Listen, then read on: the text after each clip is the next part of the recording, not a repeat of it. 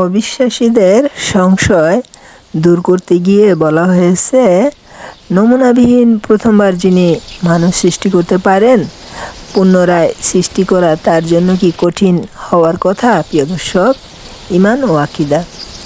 প্রিয় দর্শক, রবের পক্ষ হতে সত্য প্রকাশিত হওয়ার পর যারা ইচ্ছা ঈমান আনুক, যার ইচ্ছা কুফরি করুক, পৃথিবীতে কাউকে বাধ্য করা হবে না।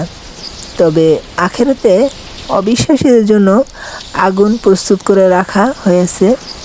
সেখানে তারা পানি চাইলে পাল্টা শিখার ন্যায় পানিও দেওয়া হবে, যা তাদের চেহারাকে ঝলসে দিবে, এবং সেটা হবে অত্যন্ত নিকৃষ্ট পানীয়। প্রিয় দর্শক, আরব মুশরিকরা ফেরেশতাদেরকে আল্লাহর জন্য সাব্যস্ত করত।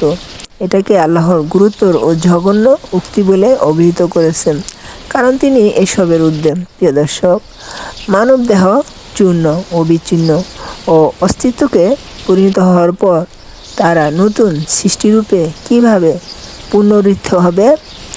অবিশ্বাসীদের জন্য এই সংশয় দূর করতে গিয়ে বলা হয়েছে, নমুনাবিহীন প্রথমবার যিনি মানুষ সৃষ্টি করতে পারেন, পুনরায় সৃষ্টি করা তার জন্য কি কঠিন হওয়ার কথা?